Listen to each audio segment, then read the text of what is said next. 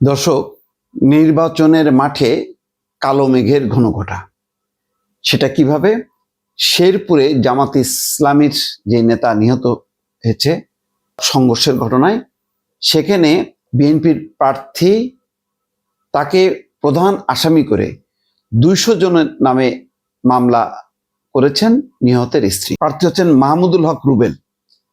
তাকে আসামি করে এই মামলা করা হয়েছে।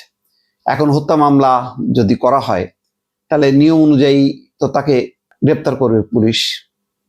আর যদি গ্রেপ্তার করে তাহলে সেখানকার নির্বাচনী পরিবেশটা কেমন হবে, কি পরিস্থিতি হবে, হত্যা মামলার আসামি কি জামিন পাবে কিনা, যদি জামিন না পায় তিনি তো আবার প্রার্থী, তাহলে কি হবে সেখানকার রাজনৈতিক পরিস্থিতি। দর্শক বুঝতেই পারছেন। আপনি খেয়াল করেন যে শেরপুরের ঘটনার পর একটা রাজনৈতিক নিঃসন্দেহে চেয়ারে বসাকে কেন্দ্র করে ওই উপজেলা প্রশাসন আয়োজিত একটা অনুষ্ঠান, সেখানে ভোরবেলায় জামাতের কর্মী সমর্থকরা আগে চেয়ার দখল করে বসছে। পরে গেছে বিএনপির এরা, তখন তারা আগে বসতে গেছে, তাদেরকে বসতে দেওয়া হয়নি। এই নিয়ে কথা কাটাকাটি। ঘটনা খুবই সামান্য, কিন্তু এই সামান্য ঘটনা থেকে এত বেশি শক্তি প্রদর্শনের ঘটনা ঘটেছে। মাইকে বলতেও শোনা গেছে, জামাতের কর্মী ভাইরা আপনারা একটু শান্ত হন, আপনারা এই হন, কিন্তু শান্ত হয়নি, বা শান্ত না হওয়ার পক্ষে হয়তো যুক্তিও আছে। তারপরে বলা হচ্ছিল তাদেরকে যে রুট দিয়ে চলে যাওয়ার জন্য, সেই রুট দিয়ে তারা যায়নি। ওই জায়গায় তুলনামূলকভাবে জামাতের প্রার্থীর অবস্থান দুর্বল বলে আশেপাশের সমস্ত উপজেলা থেকে তারা খুব সংগঠিতভাবে সেখানে এসছে জামাতের এটা। এবং আহত হওয়ার দিক দিয়ে বা মার খাবার দিক দিয়ে বিএনপির নেতাকর্মীরা আহত হয়েছেন কিন্তু বেশি। কিন্তু ঘটনাক্রমে একজন মারা গেছে।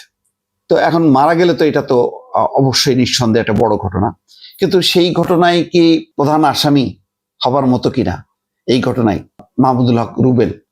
কারণ তিনি আবার সেখানকার বিএনপির প্রার্থী। তাহলে এখন কি হবে? এবং এটাকে কেন্দ্র করে এখন যে পরিস্থিতি চলবে, ইতিমধ্যে বাদ প্রতিবাদ হয়েছে, কে বেশি দায়ী, কে কম দায়ী, কার দায় ছিল বেশি, এই নিয়ে চলছে। এবং দেখেন এই ঘটনাটা এত দ্রুত বেগে, এই শেরপুরের ঘটনাটা সাথে সাথে ঢাকায় চলে আসলো, ডাকসু নেমে গেল মিছিলে, রাকসু নেমে গেল মিছিলে। এখন এতগুলো যদি বাহিনী সমস্ত জায়গায় রেডি করা হয় যে প্রত্যন্ত অঞ্চলে একটা রাজনৈতিক ঘটনা ঘটবে, সেখানে সাধারণ ছাত্রদের নির্বাচিত সংসদ, তার তো আর এই কাজের জন্য ডাকসু না, এই কাজের জন্য তো আর রাকসু না। তারা হচ্ছে প্রধানত জাতীয় ইস্যুতে কাজ করবে, প্রধানত তারা ছাত্র ইস্যুতে কাজ করবে। আর বড় ধরনের কোনো জাতীয় ইস্যু যেমন স্বৈরাচার বিরোধী আন্দোলন, সেটা তো সামগ্রিক। কিন্তু শেরপুরের ঘটনা প্রতিক্রিয়া যদি ঢাকা বিশ্ববিদ্যালয় হয়, শেরপুরের ঘটনা যদি রাজশাহী বিশ্ববিদ্যালয়ে হয়, তাহলে বোঝা যাচ্ছে যে চরম একটা রাজনৈতিক দলীয়করণ এই দৃষ্টিভঙ্গিটা।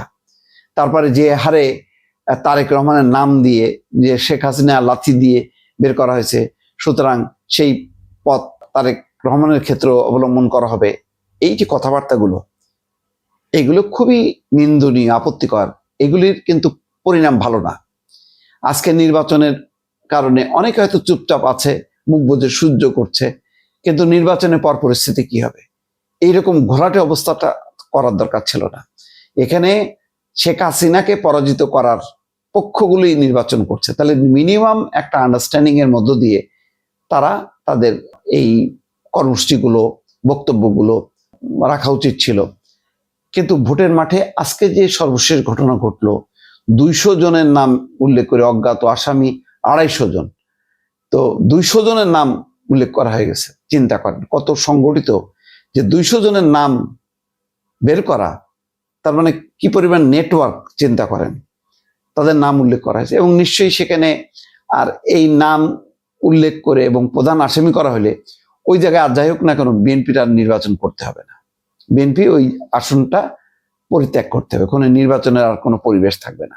এখন শেরপুরের ওই একটা আসন মনে হতে পারে যে ওইটার তো একটা আসন, ওটা আর কি, ওটার প্রভাব আছে। কারণ মনোভাবটা আপনি দেখেন, শেরপুরের ঘটনার মানে যদি ঢেউ আশ্রয় পড়ে রাজশাহীতে, রাজশাহী বিশ্ববিদ্যালয় ঢেউ আশ্রয় পড়ে যদি ডাকসুতে, এবং 200 জনের একদম নাম উল্লেখ করে যদি আসামি করা হয়, তাহলে আপনি ওই অবস্থাটা রিভেঞ্জ একটা মনোবৃত্তি, সেটা সঞ্চারিত হবে না বিএনপির মধ্যে? বিএনপি চুপ করে বসে থাকবে? জটিল হচ্ছে পরিস্থিতি। সবাইকে এই ব্যাপারে সচেতন থাকা দরকার দর্শক।